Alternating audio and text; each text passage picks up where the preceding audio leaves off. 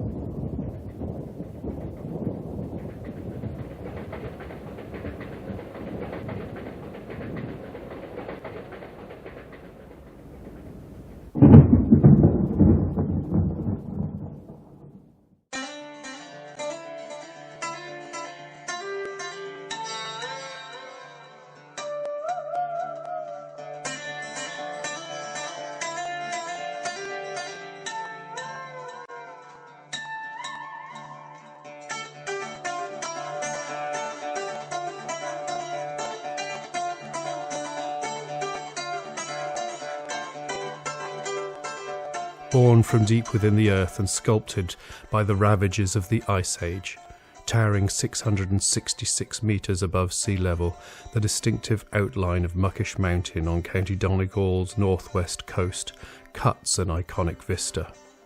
Distinct among a landscape dominated by the rise and fall of jagged hillsides, the contrasting contours of its outline from all directions have captivated the interests of passers-by. It forms a worthy anchor from the chain of mountains known as the Seven Sisters. From its base lays the rugged chain including Errigal, the only peak on the horizon to climb higher. Muckish claims its name from the Gaelic word Muckish, meaning the pig's back, with its outline said to resemble a resting sow. The wide-spread lands along its base have served as a rugged hinterland of farming and turf-cutting for millennia. The narrow road to the south serves as a passageway to the larger towns and has been one taken by many seeking a new life in the new world for hundreds of years. In famine times, the small stone bridge there became known as the Bridge of Tears, that marked the many mournful farewells between family members before they disappeared out of sight over the nearby hill, in some cases never to return.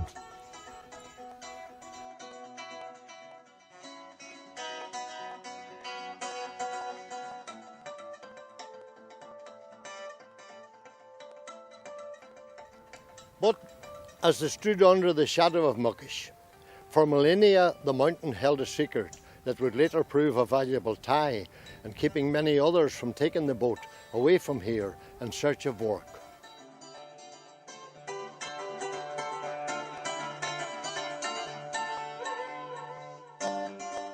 Recent discoveries show that as well as evidence of farming and turf cutting, the ancient craft of mill wheel making was also conducted at the base of Muckish. With relatively little excavation, some bogs reveal large, flat-faced rock slabs suitable for the fashioning of mill wheels. These remarkable large wheels were laboriously crafted by hand before being carefully split from its parent rock and then taken from the mountainside for use in milling flour. These precious slabs bore testimony to the hard-won skills of the masons who carved them. But it was another sandy stone that drew more attention to Muckish and would help to make its name famous around the world. For thousands of years, deep beds of a brilliantly white sand lay buried in deep trenches near its weather-beaten summit. This pure white silica sand or silica quartz is known to have drawn the attention of prospectors for many hundreds of years.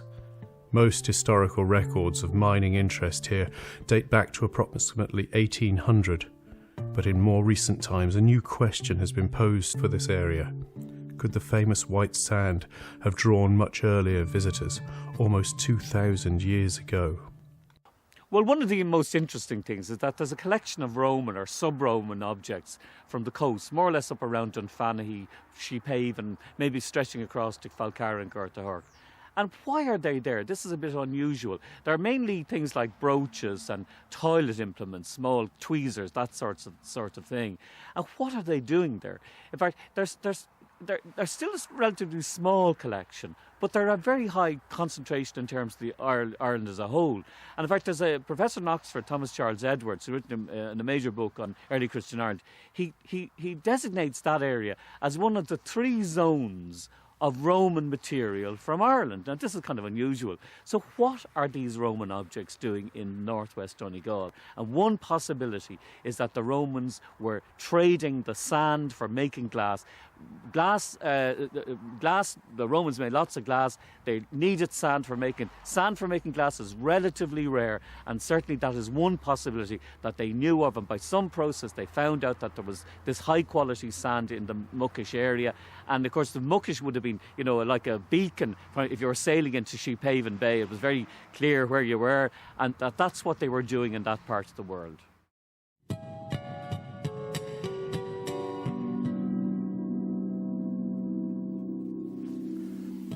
Whether sand from this remote part of Ireland ever ended up in the possession of the Roman emperors remains to be seen. One thing is clear though, it had been known for over 200 years that the enchanting site of Muckish not only gave the area its iconic landmark, but also a precious raw material that would eventually become known around the world. At the turn of the 19th century, clear glass was in high demand. Valued by the wealthy, it denoted status and power.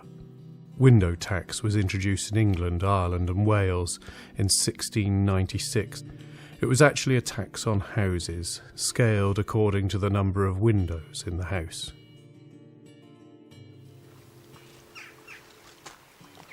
In the year 1780, there was a change in the law to allow the establishment of new large-scale glass factories that became known as glasshouses.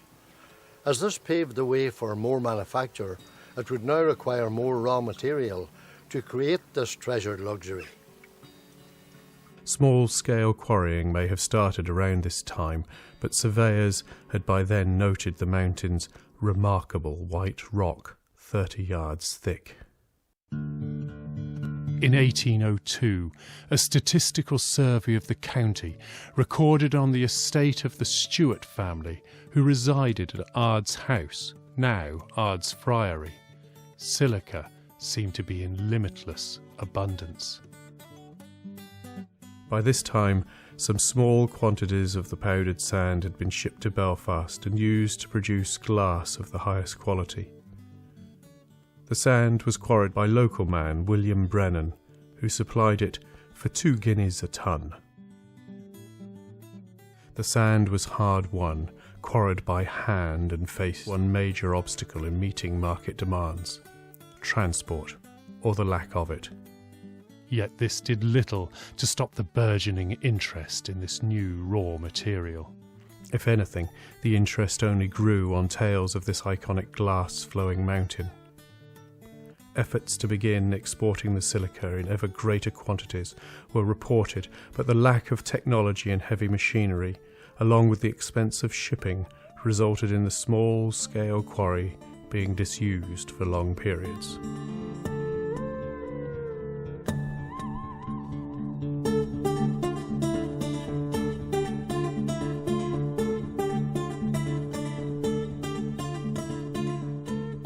By now, the newly extended Letterkenny to Burtonport railway line, known as That Old Sunner, was in full operation for almost 2 years.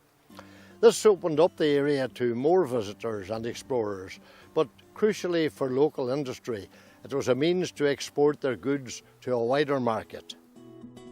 While demand was good thus far, no one had gone on to develop the rudimentary quarry site into a more modern operation, along the lines of other well-known silica mines in the south of England, Belgium and France.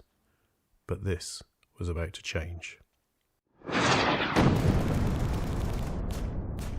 With World War I and the chaos and carnage that went with it, the sand quarries of Central Europe were left paralysed by the intense fighting.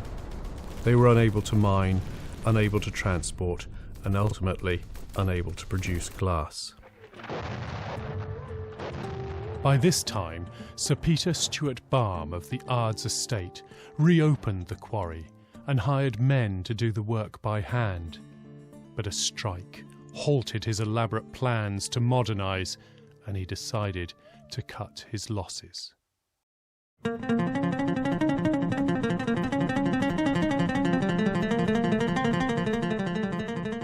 The precious sand deposits sat and waited, begging to be extracted by more modern methods.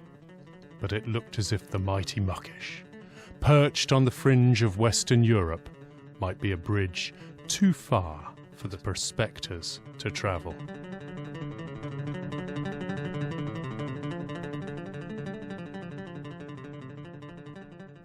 In the 1930s and 40s, it was on the east coast where the vast majority of industrialisation was taking place on the island of Ireland. The large urban centres of Dublin and Belfast were bustling and vibrant. Their harbours were filled with vessels from all over the world, and the streets were coming to terms with the new phenomena called traffic.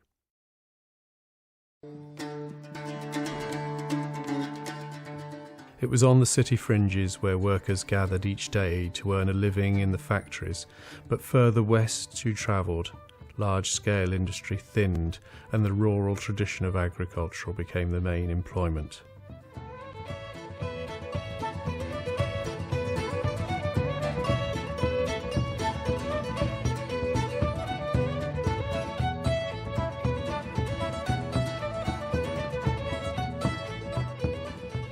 By the 1930s, the rail network stretched from coast to coast, north to south, east to west, and this provided a route for those who wished to venture further in search of employment and to help those in the urban centres to leave the city behind when they wanted to enjoy a holiday where the pace of life was slower and more relaxed. From a city train station, you could leave the noise and this newfound traffic behind, and a day later, in places like Creasler, they found themselves half a world away. As they pulled up at a station, it would become abundantly clear to visitors that the pace of industrial change in the east had not crossed the island as quickly as the new train service. The pace of life was slower and more relaxed, and this rustic way of living captivated visitors. A traffic jam here came in different ways to the east.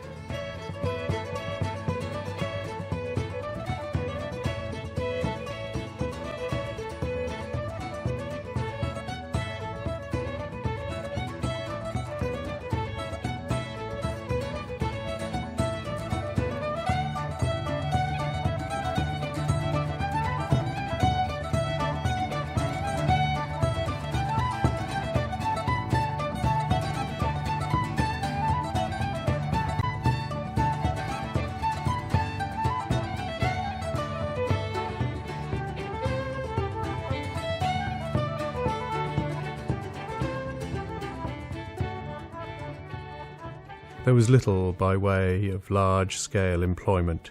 Fishing, farming and emerging tourism trade accounted for most of the employment that was there. It wouldn't be long before someone with a sharp eye for business would see that the area was rich in low-cost labour, with many men ready to answer the call for regular work and a weekly wage. But above all, high on the barren, rocky slopes of Muckish, lay tons of what had been described as the second best optical sand in the world, worth millions by today's standards for those willing to take the risk. The fuse to a new industry in this area was lit, but it would take another world event to shift the focus back to the sand beds on Muckish.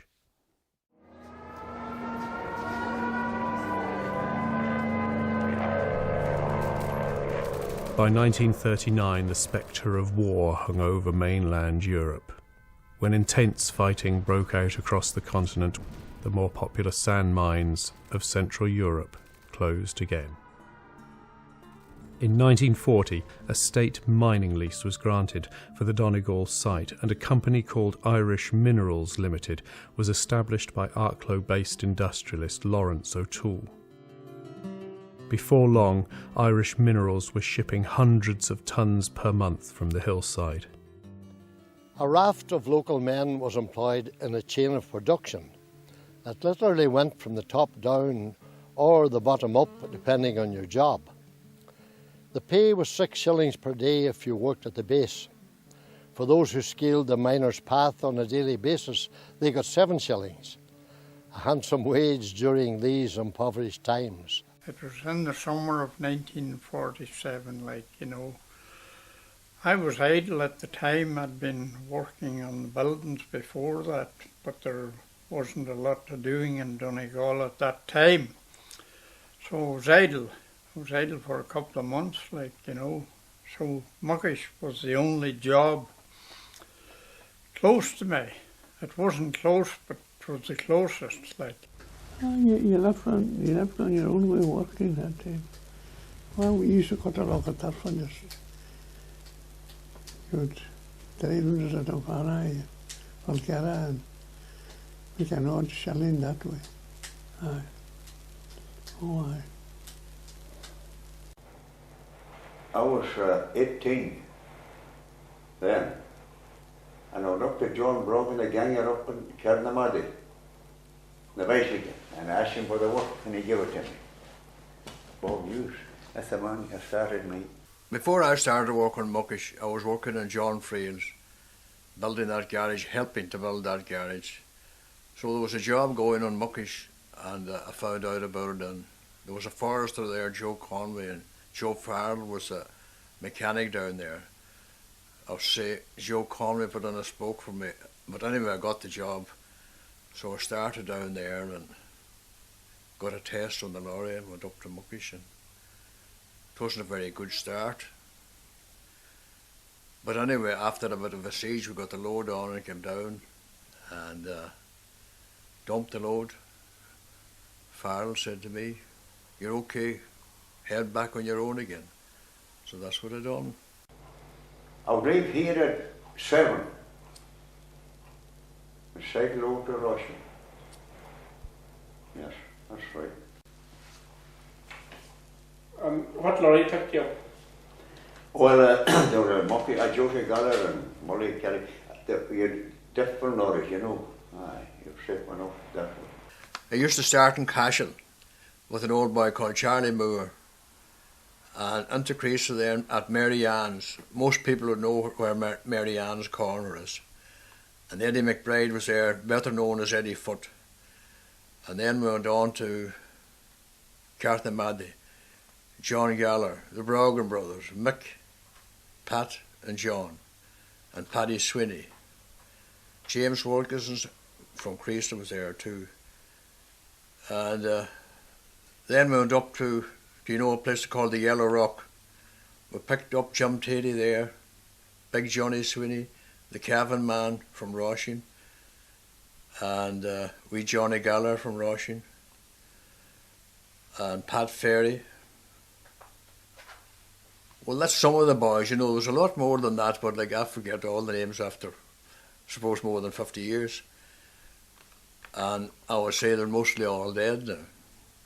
I started off about 10 past 7 in the morning. I went to Cashel and picked up Charlie and all the boys there on the way, Eddie Foot and on over Carthamady. Picked all the boys up, dropped them at the foot of Muckish, and it was all them fellas had to walk maybe a few miles, 2 or 3 miles, 4 miles maybe, to get the truck from Derrydale, and half of them, some of them near Falkera. I picked them up at the Yellow Rock and took them up and dropped them there, and they headed up Muckish with their bit of timber on their back.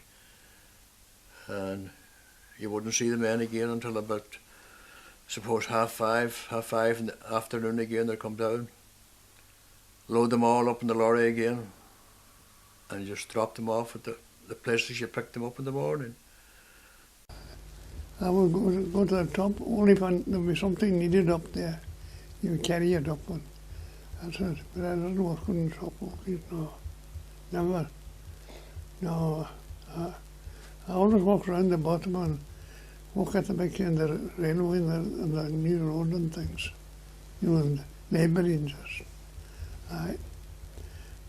And top of monkey did a clock. And you're the foot of the hill at 7:30. Half an hour to walk up. We had to climb the hill then, and boy, I wasn't used to that. And that was really some climbing, you know. But we got up there anyway, and you got 5 minutes rest when you got up, and you started to work then. And you worked a 10-hour day. And we had 2 breaks, like, you know, during the day. One was about 12 o'clock and the other was about 4 o'clock, like, you know. But it was actually 7 o'clock in the evening when you finished working. And then we headed down the hill again. Coming down wasn't so bad. But most of the boys then, at the foot of Muckish, every one of them picked up a bit of timber, a bit of wood, firewood, and they all took it on their back up for the fire on the top of Muckish for cooking the tea. And there was 2 men then carried the gelignite up, and the oil had been all carried up on 4-gallon drums. And Bob McConnell and a fellow the name of McTaggart, they done about 3 or 4 runs a day carrying up diesel. But the firewood, everybody took a bit of firewood in the morning. But on a wet day then, most of them had to sit in the hut. I think it was tough. They'd go up in the morning. If it was a pure wet day, they had to sit down there all day, come back down at night. No work, I suppose, no money. Back home again. Start the next day, the same routine. So, all in all, it was a hard job for the men that had to go to the top of Muckish. The men made their way up the mountain in almost all weathers, but this didn't mean they were guaranteed a day's wage when they got there. In 1949, the workers of Muckish were used as an example in the Dáil to have the Intermittent Unemployment Act, known as wet time, extended to cover quarry workers. But this was rejected. But there was no wet time. You didn't get paid to your land. He cut me in hours, but there was no wet time in Muckish. A wet day, you got nothing. You come home, you got no wet time. Things were pretty primitive at the time, and there wasn't a great way of working, like, you know. Well, I had pneumatic hammers and all for drilling. But I had bogies as well, like you shoveled the sand into skips, like, you know, and you pushed them out. There was a big opening at the beginning of the chute, like, you know, for taking the sand down the hill. See, the sand was all watered coming down the chute. Well, only for that was all blue white support. It had to be all watered. So I kind of a good big well up in the middle of Muckish, up in the centre, was on the side there. Aye.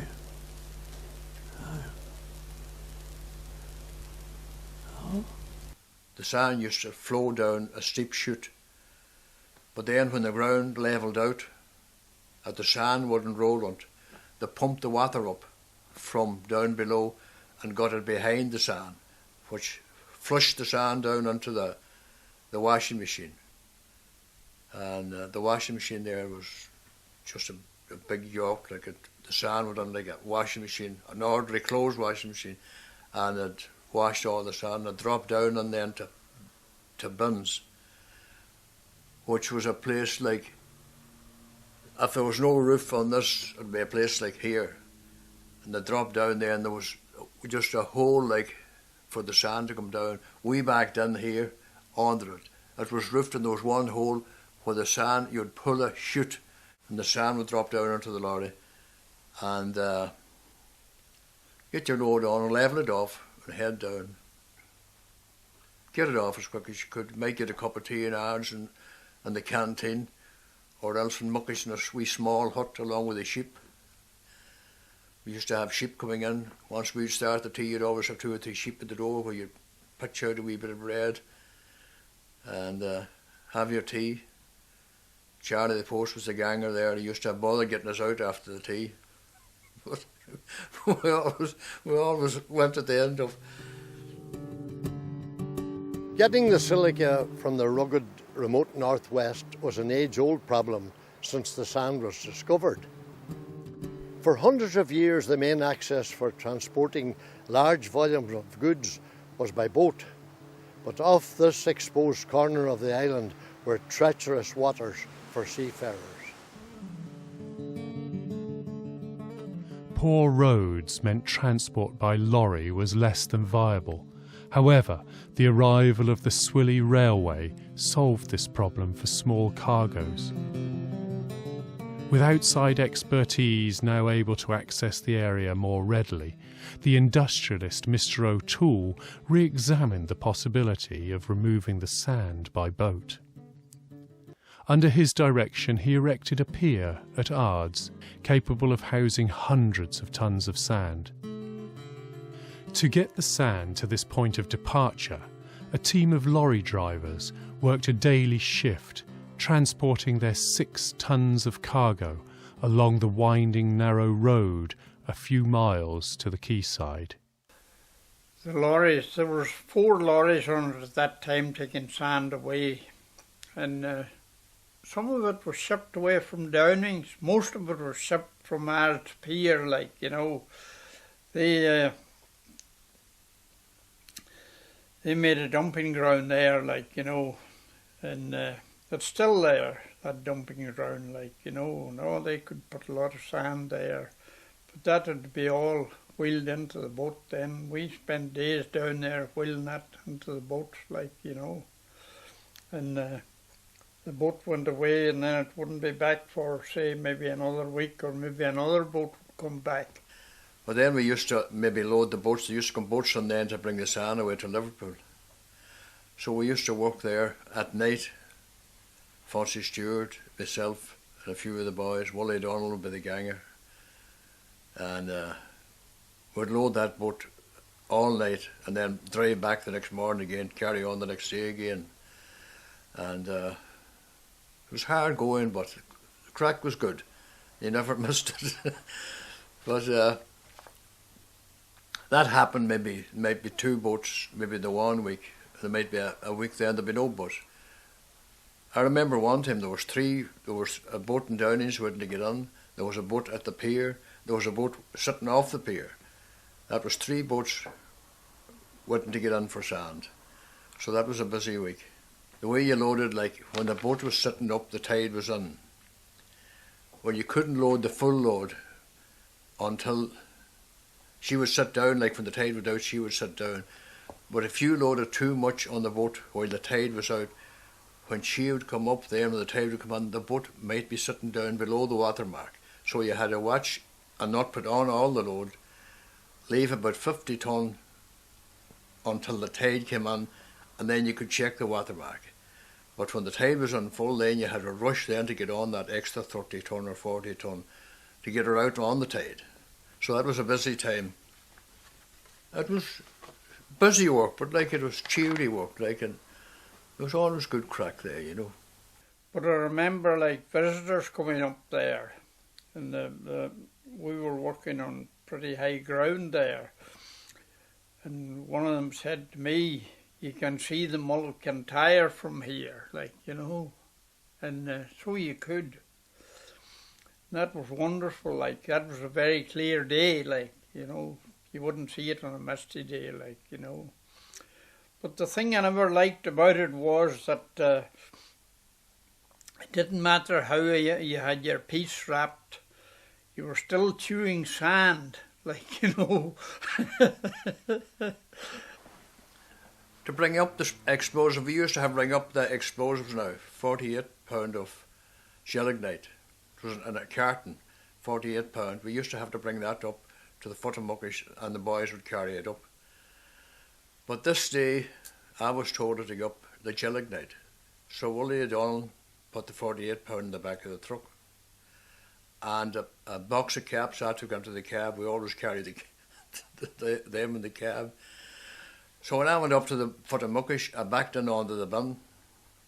Charlie, the post, filled up the lorry on top of the gelignite. I had forgotten all about it. Took it down to the pier and dumped it. Fonzie was piling the sand with a chase side. And when I came back for the second load, Fonzie says to me, he says, there's a lot of gelignite dropping out of this conveyor. Oh, Jesus, I says, I must have forgot to get the gelignite.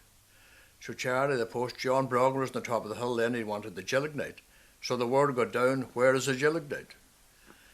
So the boss went down to Willie O'Donnell, and that was Leyland, he was an Englishman, he was the boss. He went down to Willie O'Donnell and asked, who took up the gelignite? Of course, Willie being a good man, he said he didn't know. He said some of the drivers took it up. And Leyland said, well, he said, the first man at our meet, he says, if he took up the gelignite, he says, he has to stop the lorry and get out. So I was coming down the gates, you know where the gates is. I was coming down the gates and I saw the green car coming. I knew it was Leyland. He stopped me and he asked me, did you bring up the gelignite? No, I says, I didn't hear nothing about gelignite at all. I says, it wasn't me brought it up. That's okay, he says, head off. So he went round all the drivers like that and nobody took it up. Willie O'Donnell knew who took it up and Fonzie knew, but they never told. So nobody got sacked over it anyway. And we got most of the gelignite picked up again and back to work. It was gelignite that was used for blasting. And when the gelignite was all put into the holes, like it was stemmed up, you know, and then it was lunchtime. They blew a whistle for lunchtime. So we all went over to the hut, like, you know, that tin hut. We all went in there. And when we were having our break in there, like, you know, someone must have pressed the plunger and the lot went off. And I'll never forget, like, you know, there came stones. I'm sure there were some of them, maybe at least over 500-600 weight, like, you know, came over and hit the roof. And I remember seeing the sheet of tin being bent down, like, you know, and all that, like, and that all came over the whole hut, like, you know, and the roof was just in a mess, you know. So that went over fairly quick, like that only lasted maybe half a minute or something, like, you know, and there we were sitting there, all a bit frightened. But the ganger man told us to stay there, like, you know, that we were all safe enough. But they were very careful about the blasting afterwards, like they never left it, like, you know, they never left it ready to be set off, like, you know, again. And they were very, very careful about that stuff, like, you know, because they could have bloody killed the half of it.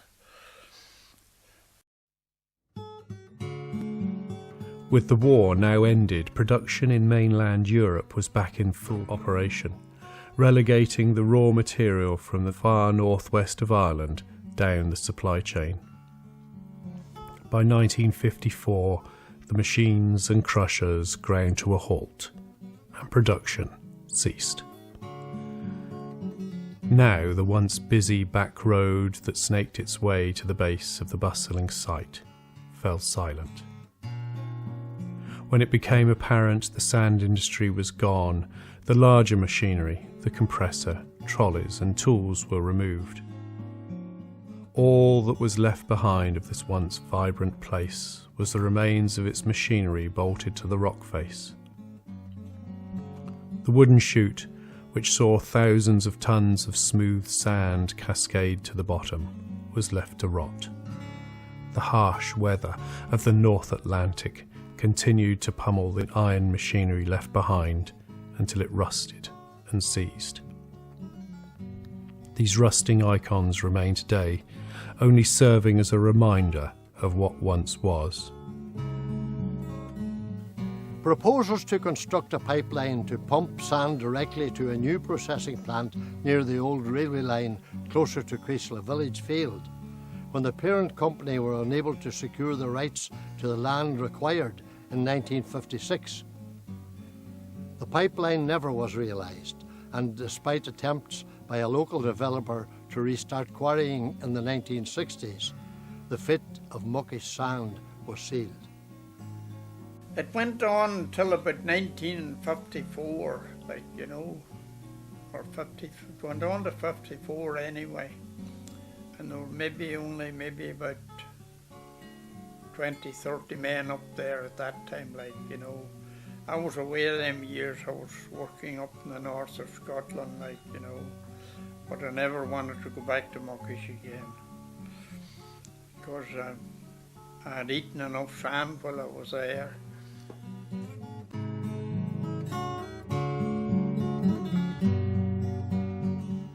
The path still cuts a clear track to scale the summit.